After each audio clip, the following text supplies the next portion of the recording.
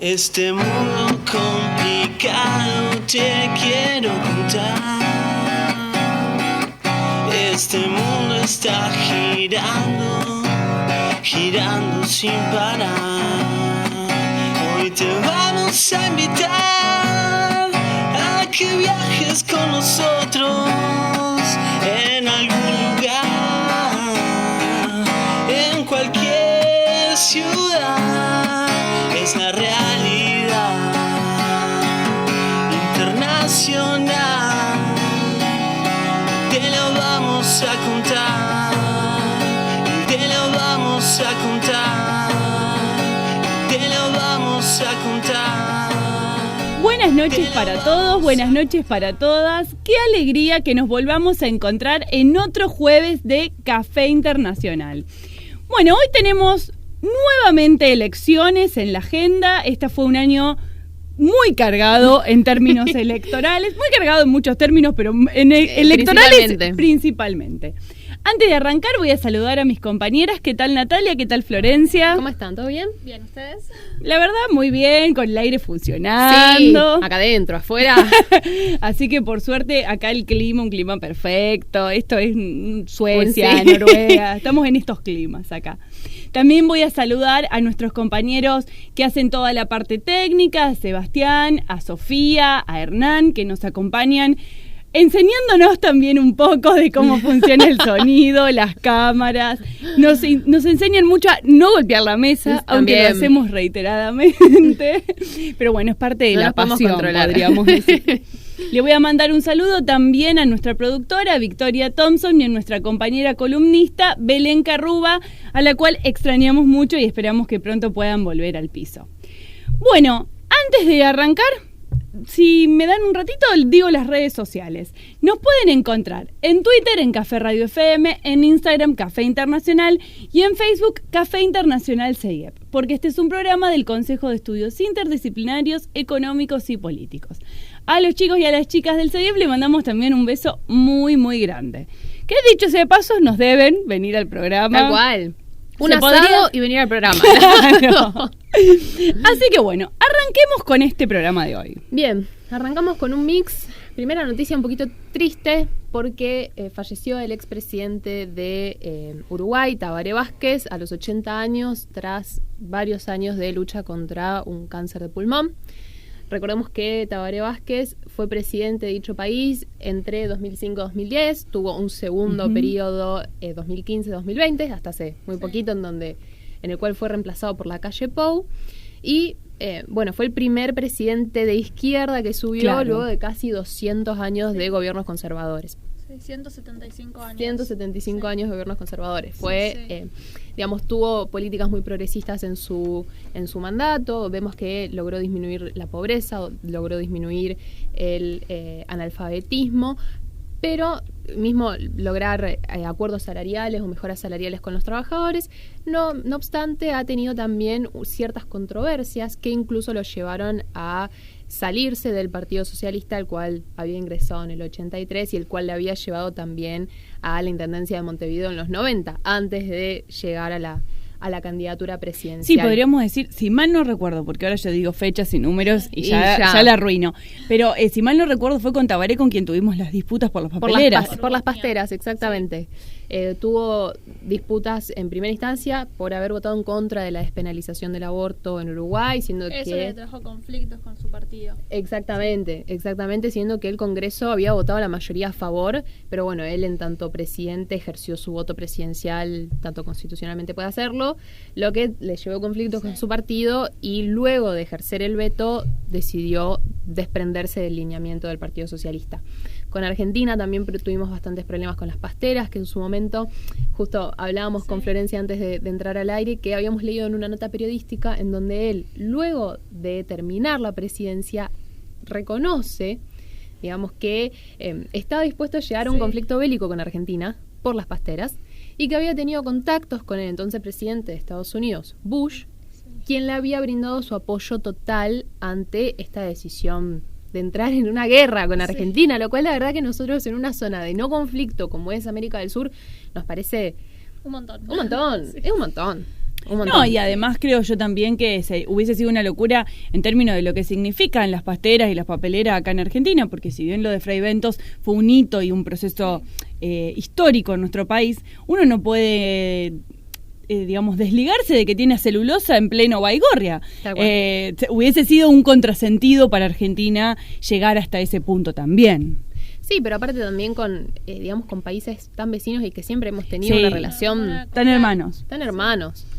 Pero bueno, también... Sí, más allá, lo que creo que lo que también estamos apuntando es que su legado ni empieza ni termina ahí. No, que por supuesto. Amplio en contradicciones, pero también amplio en lo que... En beneficios y en progresos para lo que fue Uruguay también, y este famoso giro a la izquierda del cual siempre también hablamos, un poquito más tardío, recién para 2005 en Uruguay. El velorio se realizó en una sala velatoria, el entierro estuvo reservado solamente para amigos y familiares y, digamos, se instó a la población, a quien quiera acompañar la despedida de Tabaré Vázquez, que lo hiciera desde sus casas, donde sí hemos visto tal vez multitud de gente acompañando el féretro hasta el lugar del entierro, no hemos visto acumulaciones masivas o aglomeraciones masivas de la población. Así que bueno, una gran pérdida para Uruguay. También en el velorio se hizo presente la calle Pou, la vicepresidente, mismo Pepe Mujica, o sea que ha sido una despedida también al nivel de un expresidente. Les doy un dato de color. A ver. Bueno, fue pionero en el tema de la ley contra el tabaco. La ley contra el tabaco. Fue uno de los primeros países en América del Sur en prohibir fumar en lugares cerrados y de hecho también subió los impuestos al tabaco y eso le trajo conflictos con Philip Morris. Mira, no sabía. Si mal, no quiero decir una barbaridad, pero si mal no me parece, habían ido a la corte. A la corte, sí. Exactamente, pero que después terminó ganando de todos modos Tabaré Vázquez. En su segundo mandato. En el 2016. Sí, fue una puja controversial, extensa, sí, además controversial y además, digamos, importante en la región y para Uruguay. Claro, marcando un hito. Bien, continuamos con Estados Unidos porque se han develado algunos nombres que formarán parte del gabinete de Biden. Si bien, por supuesto, todavía no está nada confirmado, tienen que pasar todavía por el Congreso quien los tiene que aprobar. Pero bueno, es interesante ver cuáles son los nombres y los lineamientos que se están dibujando. Antes de nombrar, tal vez hacer una aclaración de que, digamos, ¿por qué es importante a quién designe como miembro del gabinete? Porque van a ser los principales consejeros y los principales redactores de la política, tanto interna como internacional, dependiendo del sector del cual estemos hablando, de la administración Biden y, digamos, más que... Da pistas de lo que va a ser el resto de la administración. Exactamente, de los 4 años que tenemos por delante va a ser la pista, la orientación de cuál va a ser justamente la orientación o la vertiente que va a tomar la administración. Lo que llama la atención, como bien veníamos hablando hace unos programas, es el giro, digamos, o la designación de personalidades no tradicionales en el ámbito político de Estados Unidos, en donde, por ejemplo, tenemos un latino, Alejandro Mayorkas, para Seguridad Nacional. Uh-huh. Tenemos que es la oficina que se encarga de inmigraciones. Exactamente. Digamos, a mí eso me parece muy interesante porque uno dice, bueno, América Latina no va a ser una prioridad para la agenda de Biden. Pero también es importante reconocer que los Estados Unidos tienen una burocracia profesional en términos de relaciones internacionales que en estos puntos se ve muy clave, digamos. Siempre le interesó a los Estados Unidos su frontera sur. Sí. Y en este sentido vemos que no pone a cualquier persona a trabajar un punto clave como la inmigración, sino que pone a un cubano, creo que, si mal no recuerdo. Una línea parecida se sigue en lo que es defensa, que nombró a un afroamericano. Algo totalmente inusitado, algo totalmente nuevo, por supuesto, en todo tipo de administración. Nombró a la primer mujer, Janet Scheller, como secretaria del Tesoro. Blinken ya está designado como secretario de Estado. Su equipo de comunicación está totalmente conformado por mujeres. Vemos que, además... también en lo que es cambio climático nombró a John Kerry, que ya tiene su trayectoria en el ámbito de la política doméstica. Pero bueno... También una mujer va a ser la primera en liderar la comunidad de inteligencia. Bien. Gabriel, no me acuerdo el apellido. El apellido. Sí, pero sí, una mujer en ser la primera, por supuesto, además de Kamala Harris, primera vicepresidente de la historia, ¿no? De Estados Unidos. Pero es interesante... Que dicho sea de paso, si quieren pensar en estos roles femeninos, tenemos una nota también que pueden buscarla en el portal de Conclusión, que se llama Las Mujeres Maravilla de las Elecciones Norteamericanas, para que puedan ahí ver cómo estas mujeres van marcando rumbos y tensiones al interior del componente sociológico norteamericano. Exactamente. Es interesante también tal vez compararlo un poco con cómo fue la designación de Trump al momento de subir al poder, en donde si bien vemos, como bien dijimos, lo importante que a veces termina siendo la designación de los secretarios, digamos, de las personas que conformarán el gabinete, no tanto, digamos, para el interior, pero también para el exterior, para saber cuál va a ser la dirección que va a tomar la administración. Bueno, vemos que Trump tardó casi 40 días en designar un equipo de comunicación, tardó casi un mes en designar un secretario de Seguridad Nacional, siendo Seguridad Nacional uno de los pilares más importantes.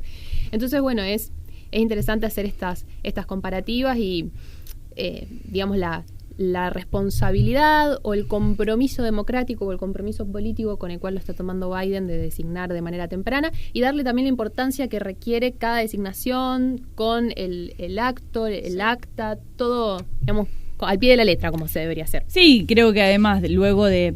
¿Qué pasa, digamos, ¿cómo se reconstruye una democracia después de haber tenido a Trump como líder? Y yo creo que se reconstruye a partir de los aspectos formales.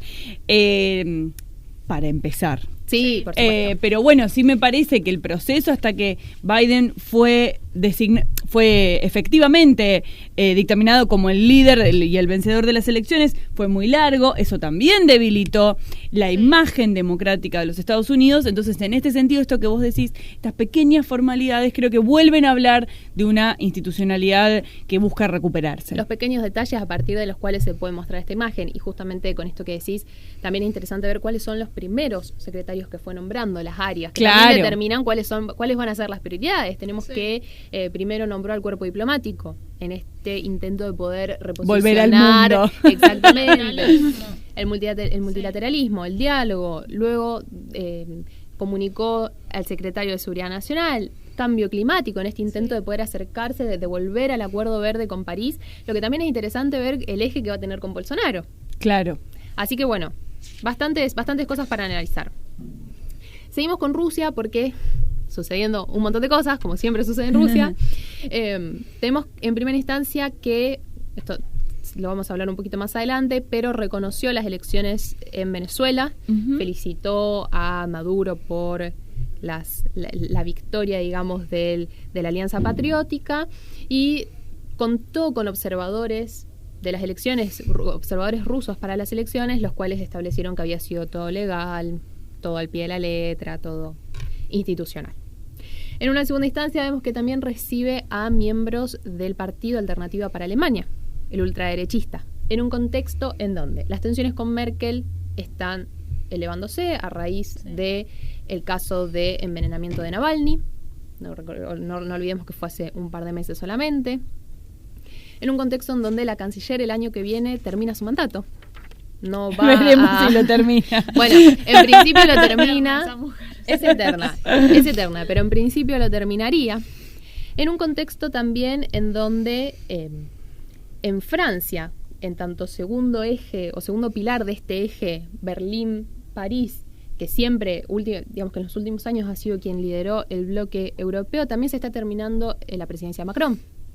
Y en donde no estamos exentos de ver una Le Pen nuevamente en la contienda presidencial y por qué no llegar a la presidencia, sabiendo que Le Pen en 2017 también se había reunido con Putin.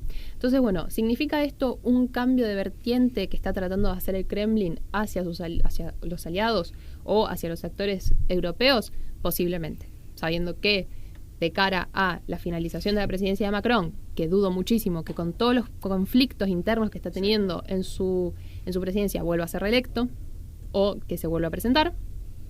De cara a la finalización del mandato de Merkel, las opciones que quedan no son tampoco muchas. Yo igual en ese sentido creo que si hay un punto positivo para evitar posiciones radicalizadas desde el espectro derecho del panorama ideológico, creo que en eso nos beneficia mucho la victoria de Biden.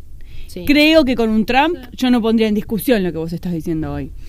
Pero con la victoria de Biden creo que vuelve una dialéctica y una retórica del compromiso y el consenso que no favorece estas posiciones. Veremos obviamente, qué sucede. No es seguro certero que vaya a subir la ultraderecha al poder tampoco. Pero no descarto la opción de que así sea y no descarto la opción de que esté cada vez más fuerte. Sin duda. Eso sí. Sin duda. Y además tenemos que Putin dio luz verde, dio inicio a la vacunación masiva de la Sputnik 5, que, a ver, todavía los resultados de las pruebas no están. No están los resultados definitivos. Se reconoció que se iba a poder producir una cantidad menor de la que había en principio prometido Putin, en tanto son 2 dosis, entonces que son completamente distintas una de la otra, entonces por ende significa doble trabajo de producción. Y los primeros días que se realizó esta vacunación masiva no fueron tanta el caudal de gente que se fue a testear. Algo en parte similar y en parte diferente con lo que estaba sucediendo en Reino Unido, que también dio inicio a la campaña de vacunación masiva, que también es voluntaria, de la vacuna de la Pfizer, que también son 2 dosis, una se pone, luego se pone a los 21 días la otra. Se comenzó en 50 hospitales, incluyendo Escocia, Gales e Irlanda del Norte, en donde recibió 800.000 dosis de las 40 millones que había pedido en un momento. Tiene, por supuesto, un programa paulatino y segmentado de las personas que primeramente van a ponerse la vacuna, dependiendo, por supuesto, la edad y el riesgo de salud. Pero ya esto se comenzó el día martes, la vacunación en Reino Unido.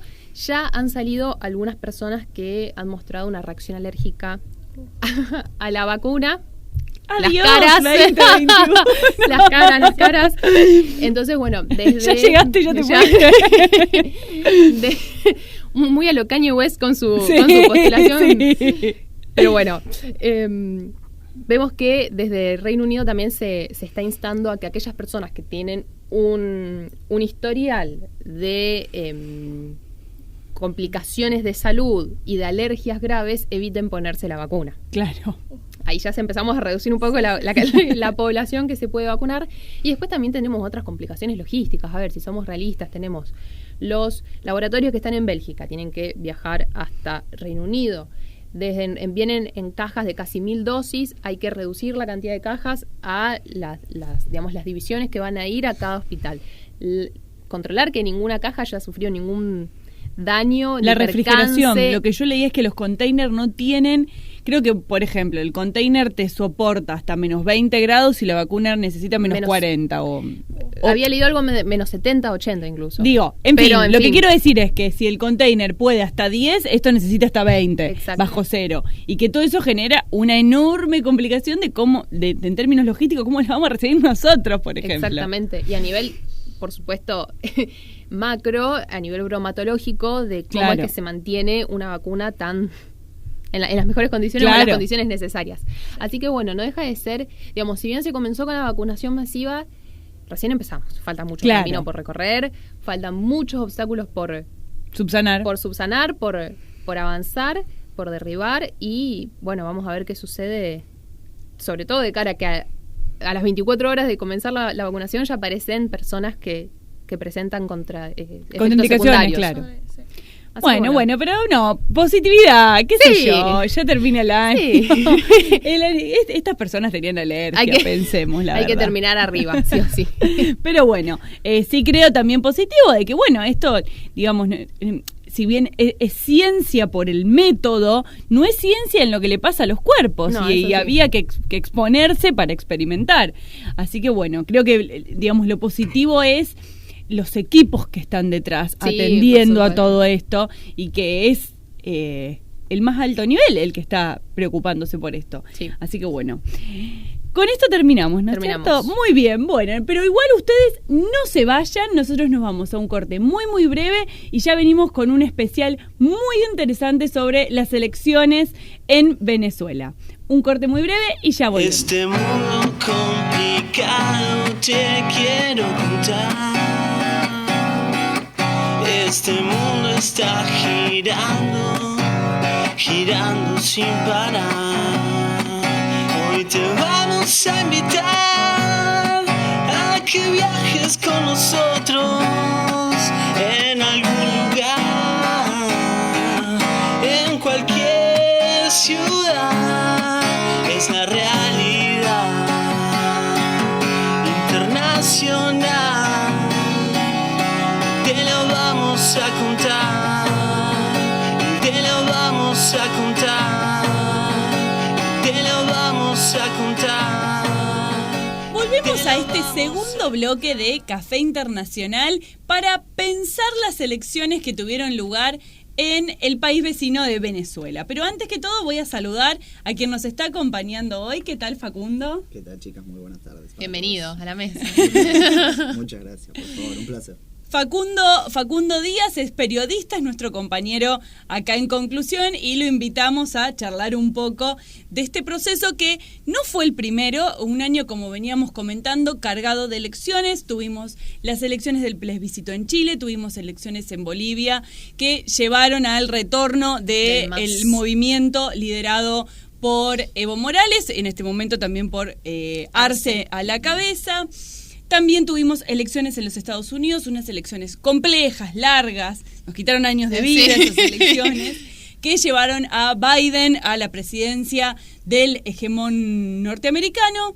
Y por último tuvimos las elecciones en Brasil, con una dura derrota del bolsonarismo, pero también con una situación muy complicada para el Partido de los Trabajadores. Y nos encontramos hoy con el último proceso de elecciones. Ya no queremos que elijan a más nadie. No, pero sí, creo que tuvimos... empezamos con... no me acuerdo bien cuál fue el primer país que votó. Si mal no recuerdo, fue República Dominicana o algún país así de Centroamérica o de América Central, que inició el proceso de las elecciones y que mostró que votar en pandemia era posible. Y después siguieron todos estos procesos que fueron marcando hitos históricos en cada uno de los países y a nivel internacional. Así que bueno, todo esto era para decirles que busquen nuestros programas. Está todo ahí. Que de todo hablamos. Está todo ahí. También pueden encontrar las notas que fuimos realizando y que fuimos escribiendo para poder también entender cómo llegamos a este último proceso y cómo nos preparamos de cara al 2021 y las elecciones en Ecuador, que ya las tenemos bastante próximas, siendo que la fórmula que lidera el partido, el ex partido, digamos, de Rafael Correa, por su compleja situación legal en el país y en un proceso donde claramente muchos de nosotros podemos ya decir o animarnos a decir de una judicialización de la política, de una persecución política, pero bueno, que al final pudo presentar una lista y que va a estar compitiendo su proyecto en las elecciones del 2021. Frente a todo esto hacemos un stop y vamos a ver qué sucedió el domingo 6 en las elecciones en Venezuela. Bueno, hablar de Venezuela nunca es fácil, siempre implica un riesgo por el alto nivel de polarización. De un lado o del otro. Que tiene. Sí, y creo además que no solo vemos una disputa interna, que a esta altura ya no quiero decir más grieta, porque me parece que cuando digo grieta no digo nada, dado que todos los países tienen su propia grieta, pero sí creo que también se empezaron a ver, y el interés de las elecciones en Venezuela radica en cómo juega el sistema internacional dentro de este país, los apoyos de Rusia, los apoyos de China, el intento de Trump diciendo que todas las opciones estaban arriba de la mesa. Digo, si bien es un país latinoamericano, no deja de ser un punto de tensión. Es muy permeable a la injerencia externa y a la, digamos, el lineamiento que decían tomar los otros países con respecto a dicha crisis. Es así, es una de las más permeables de la región, como hemos visto. Tal cual. Bueno, en este sentido vamos a hacer una breve presentación para ponernos a tono de qué es lo que se votó el domingo 6. Lo que se votó fue la cantidad de candidatos a elegir fue, como estamos viendo acá en la placa, 277 escaños de la Asamblea Nacional. Recordemos que la Asamblea Nacional era, de los poderes que existe en la República Venezolana, el único poder bajo el cual no estaba la primacía de el partido de Maduro. Liderado por la oposición. Era el único espacio liderado por la oposición. ¿Cómo es el voto en Venezuela? Pensemos un poquito también eso. Bueno, es universal, personal, secreto y voluntario. Y acá tenemos empezamos a discutir algunas de las cosas que ya veníamos discutiendo desde Chile. Desde Chile, eso mismo te iba a decir, con Paulina Stroza. Tal cual. Creo siempre, digamos, cuando uno se empieza a preguntar por la participación, que ya vamos a ver que es un dato que tiene mucha relevancia en lo que fueron estas elecciones, no es lo mismo cuando uno analiza la participación en Argentina que cuando lo analiza en el ámbito de un sistema de votación voluntario. Pero además tiene un sistema de votación automatizado. Esto es, en el año 2012 se tomaron los datos biométricos de las personas y vos votás a partir de tu huella dactilar. Y te imprime un comprobante, digamos, es como adelantado. Te queda un comprobante de voto. ¿Qué partidos se presentaron? Bueno, se presentaron 107 organizaciones diferentes que incluyen partidos de carácter nacional, de carácter regional y organizaciones indígenas también de carácter nacional y de carácter regional. Para poner un eje a nuestra discusión, creo que ya estamos todos autorizados a decir que las elecciones en Venezuela fueron transparentes. Y ese punto, esa base mínima de discusión, me parece a mí que es algo que ya es innegable en este punto y que enfocarse en eso es únicamente tomar una variable de análisis para el conflicto institucional y la crisis de Venezuela. Se contaron con veedores internacionales y el proceso siguió su curso constitucional. Ahora bien, ¿quién ganó las elecciones? Con un 31% de participación electoral, ganó el partido del chavismo, liderado por Maduro. Es necesario recordar que Maduro había afirmado que de perder estas elecciones, él pondría también a disposición su cargo, digamos, funcionando como una especie de referéndum también. Lo que los especialistas vienen diciendo con respecto a esta victoria tiene que ver con que un 31%, la baja participación, la bajísima participación, que remite más o menos al año 2005, cuando fue que, digamos, nosotros tuvimos las elecciones en el 2000 es esto que veníamos comentando antes de la presencia de Capriles dentro de la oposición y esta mesa de la Unión Democrática. Luego de eso empieza a tomar lugar la abstención como estrategia electoral. Y ahí lo que vemos es una participación del 25%. Entonces, digamos, luego en el 2015 la participación fue mucho más alta, donde en la Asamblea Nacional gana la oposición. Claro. Y ahora en el 2020 tenemos un 31% de los votos. Esto es el resultado del partido del chavismo.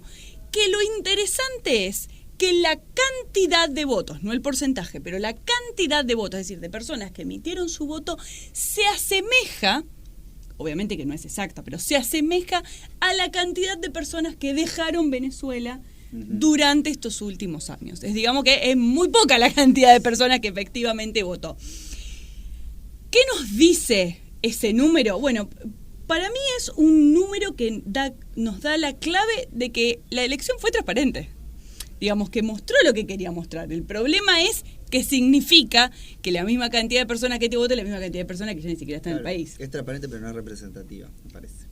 Claro, y o sea, digamos, se pone mucho en juego esto de que si se cumplieron los procesos o no. Y si se cumplieron, hay que ver qué hacemos con estos resultados. Particularmente yo pienso que si bien uno puede seguir la legalidad del proceso de elecciones, después también es muy difícil lograr la legitimidad política con tan poca participación ciudadana. Y uno dice, bueno, al final, ¿dónde termina la democracia? ¿En el proceso institucional, como alodal en la democracia formal, o en una verdadera poliarquía, digamos, en donde hay una participación, en donde el pueblo vota, en donde el pueblo está consciente de lo que vota, hay representación de sus intereses? Digo, entiendo que nuevamente la legalidad y la institucionalidad de las elecciones se dio, pero después también, más allá de que estemos a favor o en contra de Maduro, digo, así sucediera en Venezuela o sucediera en cualquier otro país. Lo que pasa que, bueno, Venezuela es bastante controversial por sí mismo, pero digo, ¿Qué hubiese pasado si en Argentina hubiésemos tenido niveles tan bajos de participación? Bueno, en realidad, si mal no recuerdo, Kirchner ganó con esos niveles de voto positivo, pero cuando Menem se retira del balotaje. Pero en otro contexto. Pero ¿y cuánto le llevó al kirchnerismo poder recuperar, digamos, esto nosotros lo trabajamos bastante con lo que es la legitimidad de origen y la legitimidad de ejercicio, digamos, y la legitimidad de ejercicio en un país como Venezuela, donde vos tenés pocas horas de luz, donde los servicios básicos cada vez escasean, donde las necesidades no están resueltas, digamos, porque uno puede, digamos, hablar en esta mesa de Venezuela también implica decir que no están viviendo en un paraíso. No, por supuesto. No. Me parece a mí que no va a haber esa legitimidad de ejercicio. Y que la Asamblea, que era el único órgano donde tenía una oposición y donde se podía pensar algún diálogo, ahora va a quedar cooptada por el mismo régimen. En esto, a mí me gustaría traerles una frase del sociólogo Damián Alifa, donde él decía, bueno, la bolsa de comida, el bono, ya no tienen la mística, no convencen como antes. Y la política es esta producción de sentido, de narrativa, de esperanza, digamos. Más allá de que uno vote y esta frase tan cliché de que son todo lo mismo, son todos corruptos, en definitiva nosotros no pensamos que sea todo lo mismo. En Argentina uno no piensa que sea lo mismo votar a uno o votar a otro. Hay una narrativa, una producción de sentido. Él dice, no solo de pan vive el hombre. Y digamos, hubo un voto de resistencia que año tras año se desgasta, pero que la mística del chavismo ya no se vive en las calles como se vivía en antaño. Bueno, eso era un poco para que pensemos dentro de lo que fue Maduro, digamos, y de lo que fue el oficialismo y efectivamente, sí, ¿qué nos deja esta victoria que aunque transparente no representativa? Así que bueno, acá vemos también a Maduro con su comprobante de voto, sí. Pero bueno, que yo creo que se le tiene un futuro muy complejo hacia el interior del país. Pensemos un poco ahora la oposición. En todo esto que venimos diciendo, lo que se viene trabajando y lo que también postulaba Augusto Taglioni es que estas eran las elecciones más difíciles para el oficialismo. Eran las más fáciles de ganar. Pero el problema también es que estamos en el peor momento del oficialismo y en el peor momento de la oposición.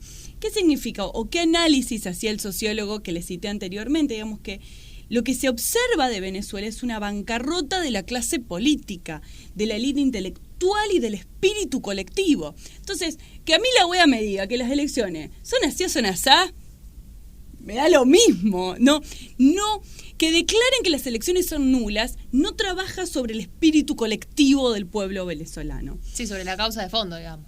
Tal cual. Bueno, obviamente vamos a ver el rol de la oposición y esto Guaidó llamó a la abstención. Y en esta imagen acá que lo tenemos ahí con las banderas, muy solemne. Muy patriótico, muy... Y la verdad lo único que podemos decir es que llamar a la abstención en Venezuela con todo esto que venimos pensando de la construcción de imaginarios y de sentido colectivo es como decirle a un río, siga su cauce río. Y después decir, mirá, me hizo caso el río, digamos. Tiene muy poco...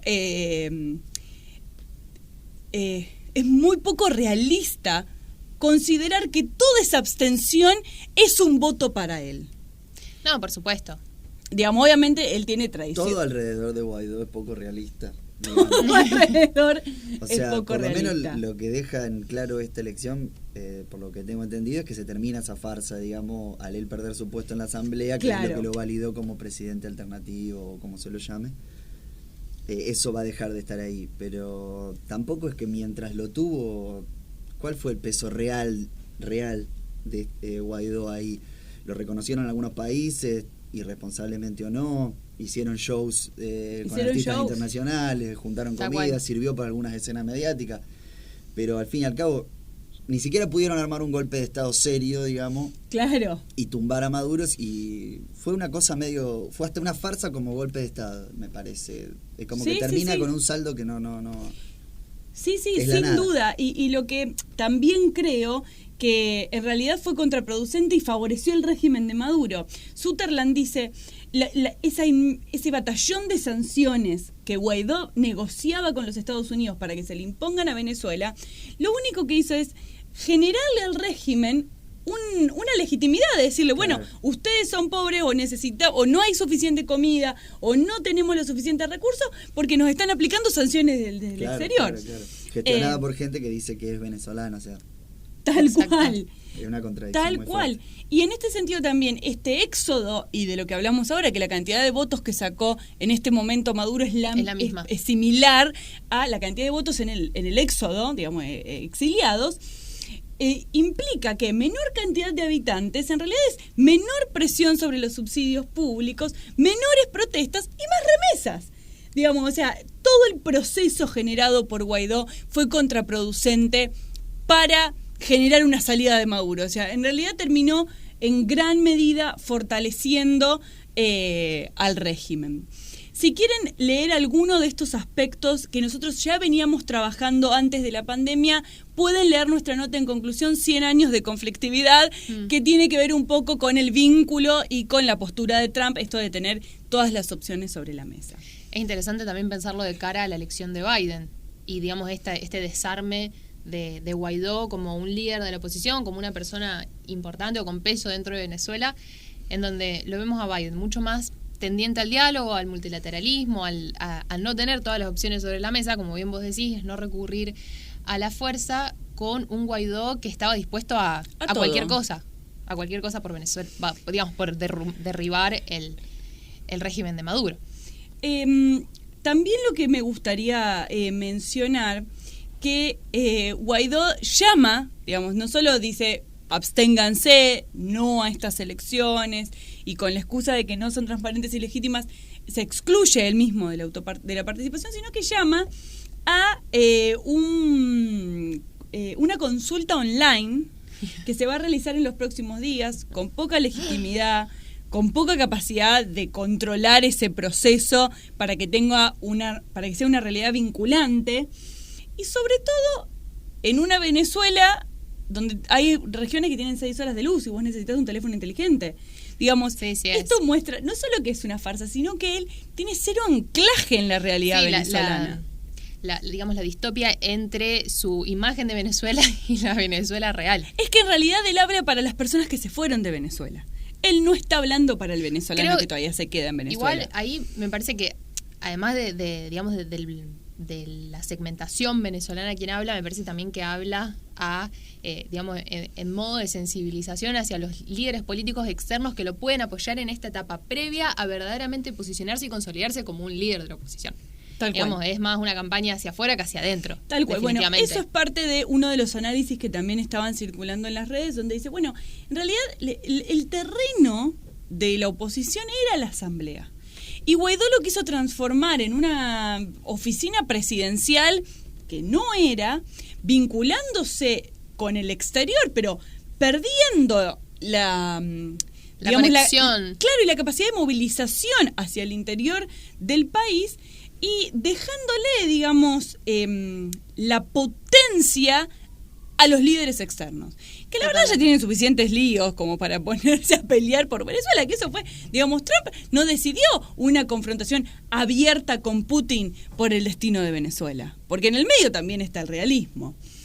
Me gustaría que veamos cuánto sacó, qué porcentaje obtuvo el sector dialoguista.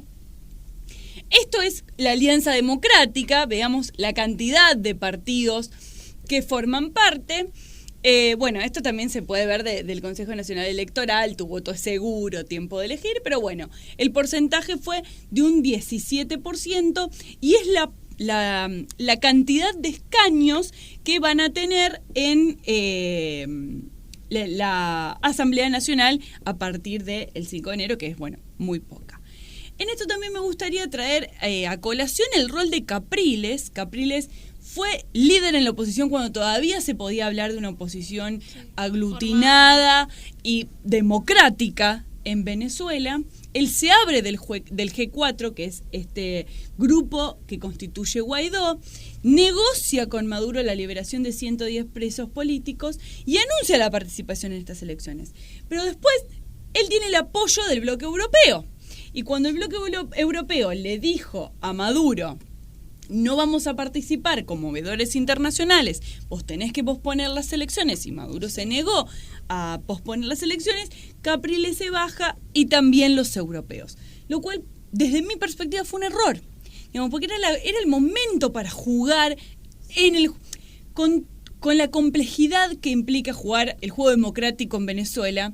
Hubiese traído más legitimidad a la elección en sí y capaz le hubiese permitido un número superior de escaños en la Asamblea Nacional.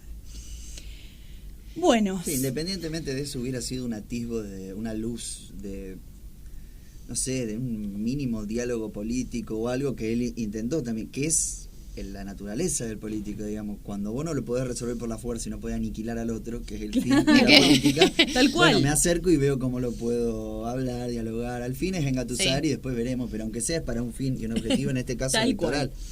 Y eso se frustró también, aunque sea esa mínima instancia. Entonces, el panorama en esos términos políticos, pensando en una resolución a futuro, en que los venezolanos tienen que seguir viviendo ahí y en que siempre se habla despectivamente de Venezuela y me pareció horrible, porque es horrible, es un país, digamos, que está muy mal ahora, pero que tienen en realidad una historia, Claro, y que en realidad nunca lo estuvo. Si uno piensa en los procesos de transición del Cono Sur, Venezuela nunca tuvo que pasar por dictaduras como nosotros, digamos. Ahora está viviendo un mal momento democrático.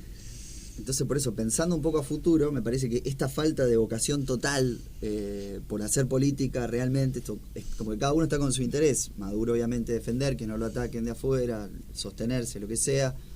Este muchacho Guaidó con sus cuentos de hadas, Capriles negociando, y es como que no se ve una posibilidad de salir. Y lo que a mí me resulta más angustiante es que todos los que intervienen de afuera, como teatro de operaciones en Venezuela, por intereses minúsculos, porque cuando vos ves, cuando las papas queman, digamos, no se meten, lo que vos estabas diciendo recién. Tal cual. Mejor así, yo quiero que lo solucionen los venezolanos. Ahora, si no pueden, a mí me encantaría que en la región hubiera, digamos, estuviera integrado de una manera más fuerte y hubiera la capacidad de resolverlo, de que no se tenga que venir a meter ni la Unión Europea, ni Estados Unidos, ni nadie, que lo resolvamos acá entre vecinos. Que en realidad tenemos experiencias históricas. Chávez se peleó varias veces con Colombia y ahí actuaba la UNASUR. Claro. Nosotros hemos tenido nuestros problemas con Chile, lo que sea, y eso me resulta a mí como angustiante, y digo, también toda la integración regional de la que se habló tanto, me parece que eso hay que revisarlo. Sí, no totalmente. fue tan así. Sí, gestación sin nacimiento, fue le una cosa decimos más nosotros. epidérmica, quizá ideológica, y está muy bien, y en lo discursivo también importa, pero se nota como que no llegó. Las relaciones, claro, capilares, importantes, eso es como que quedó ahí medio trunco, porque si no, no estaría todo tan desarticulado. Vos tenés, totalmente. por ejemplo, para el caso argentino, con Macri estábamos en el grupo de Lima, opinábamos tal cosa, ahora no se sabe qué se opina. Eso también es un problema, como que el gobierno argentino es como que queda muy, me parece, como no se sabe cómo está parado. No, y en política interna es increíble cómo le afecta la grieta a Venezuela. Total. Claro. Total. Pero por esto de cómo me paro yo, si yo me paro a criticar a Maduro, soy más liberal, y si yo me paro, soy más soy más populista. Entonces, como que importa menos Venezuela que como cuál es mi pose al respecto, que obviamente es muy de esta época también, que la pose es lo más importante, pero sí, me acuerdo con respecto a lo que decís vos, Victoria, también, que digamos, como Venezuela es el foco de la grieta también. Me acuerdo que gente apenas asumió Alberto decía, no, vamos a terminar como Venezuela.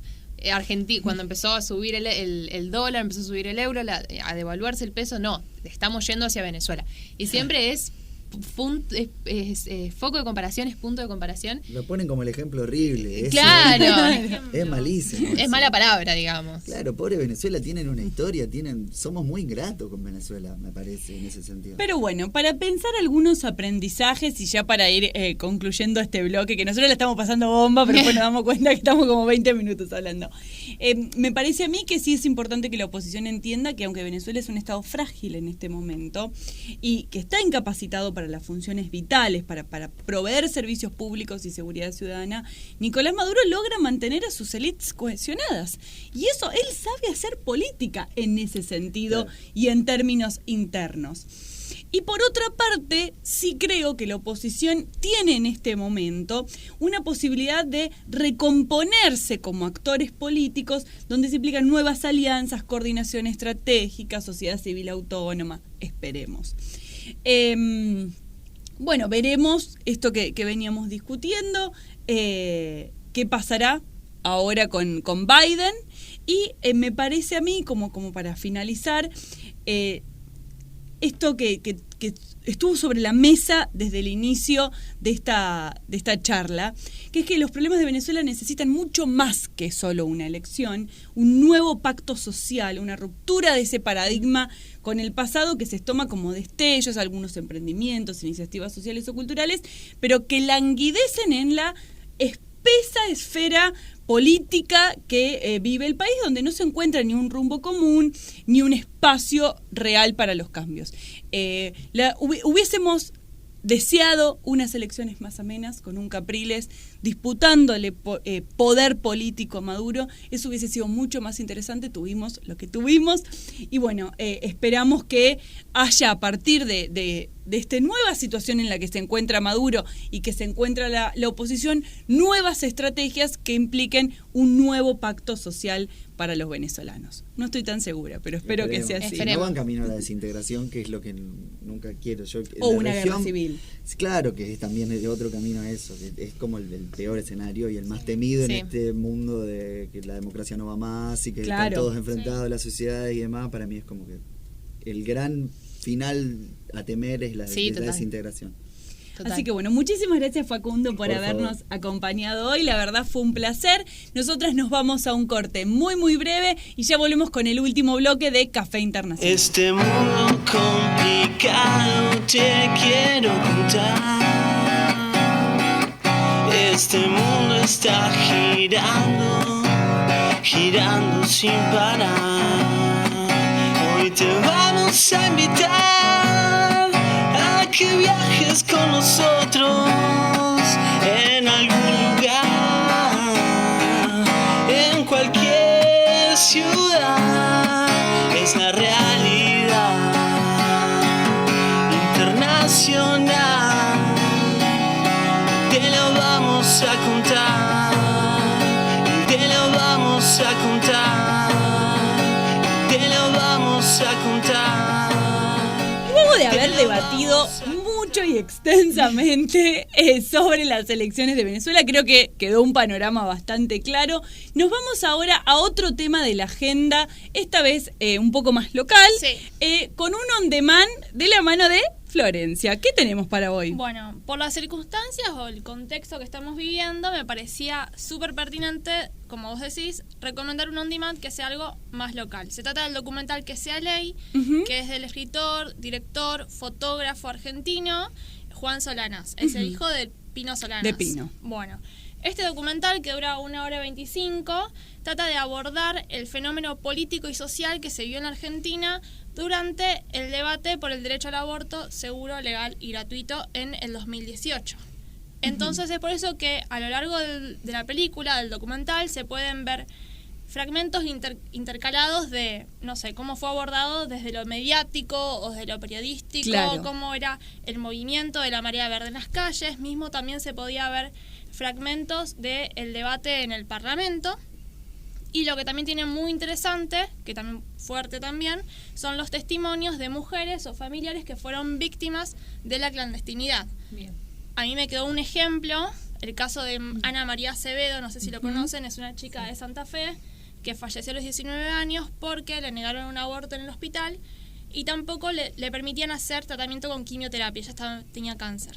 Entonces terminó muriendo la chica por este tema de la penalización que hay en torno al aborto. Lo que tiene interesante es que este documental no pretende, como dijo el director, ser un informe periodístico que le dé espacio a las dos posiciones antagónicas que hay sobre este debate, sobre el tema del derecho al aborto, sino que tiene la misión de comunicar e informar una idea totalmente concreta y sobre esta problemática que hay en Argentina en torno a lo que es la clandestinidad. Por ejemplo, a lo largo de la película el espectador va a ver ciertas cifras que va mostrando, como por ejemplo que de las 320 millones de mujeres que viven en Latinoamérica, solo un 8% puede interrumpir libremente el embarazo, y cada semana muere una mujer a causa del aborto clandestino. O según Amnistía Internacional, en Argentina se realizan 450.000 abortos clandestinos por año y unas 50.000 mujeres terminan hospitalizadas como consecuencia de estos. Claro, porque no es solo, digamos, la muerte es el punto más extremo, pero también el daño en los órganos. Sí, es tremendo. Los abortos que comentas. Infecciones que pueden tal causar. cual. Sí. La desinformación en general. Totalmente. Este documental tuvo una muy buena crítica a nivel internacional, participó de uno de los festivales de Cannes. De hecho, ahí es cuando empezó a ganar visibilidad a nivel mundial esta problemática, y también ganó un premio en San Sebastián, en un festival de San Sebastián. ¿Por qué me parecía importante traer esto para recomendarles este documental? Porque no sé si como todos sabemos, el 17 de noviembre Alberto Fernández propuso enviar nuevamente el proyecto de interrupción voluntaria del embarazo a Congreso Nacional. Este proyecto se permite la interrupción de embarazo de todas las personas gestantes hasta las 14 semanas de gestación, y también, como lo dice la ley de hace 100 años, básicamente, también a mujeres que esto le afecte a su salud o sean víctimas de violación. Bien. Como todos saben, en 2018 ya fue tratado esto en nuestro Congreso. En diputados obtuvimos media sanción, con 131 votos afirmativos y 121 negativos y una abstención. Y bueno, no pasó a senadores, básicamente. Así que bueno, estamos... Que bueno, yo también lo que comentaba por ahí antes de cámara era la tristeza que se vivía en las calles. Afueras. Yo participé cuando fue la votación en senadores y uno no lo podía creer. Era escuchar y era que un voto sí, un voto no, y estabas ahí. Y yo, además, quiero imaginar cómo es ser lobista en ese, digamos, cómo estaban todas las mujeres de la campaña tocando puertas, hablando hasta último momento, intentando convencer. Digamos, realmente creo que la política vuelve a generar un espacio de pasión y de compromiso que fue, para mí fue un momento muy importante, digamos, en mi militancia feminista, haber participado. Y sentó un gran de eso. precedente. Sí, sin duda. Para mí sí. Bueno, y ahora estamos en la espera. Estamos de nuevo. Y un dato de color, no sé si saben, pero cuando acá en Argentina no se pudo legalizar el aborto, en Irlanda sí. Es un país que es 78% católico, y de todas maneras aprobaron el tema de la legalización del aborto. Y acá es como que seguimos esperando. En la dulce espera. Sí, no, sin entender tal vez que es una problemática que tiene que ser abordada desde el Estado. Tal cual. Sí. Bueno, la verdad te agradezco muchísimo, Flor, me gustó muchísimo la recomendación y creo que fue muy atinada para el contexto en el cual estamos en estos días viendo qué va a suceder con nuestro futuro, básicamente. Totalmente.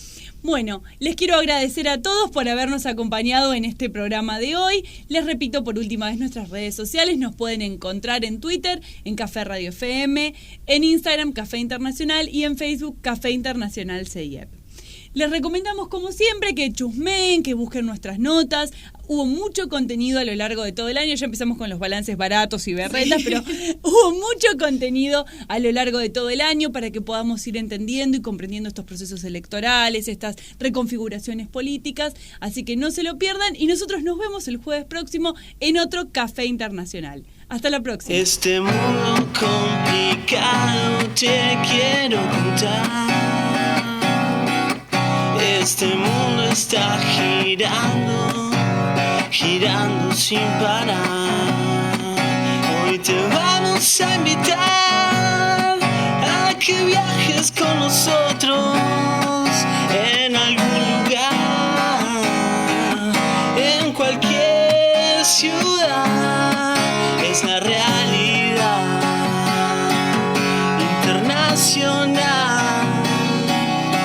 Te lo vamos a contar, te lo vamos a contar, te lo vamos a contar.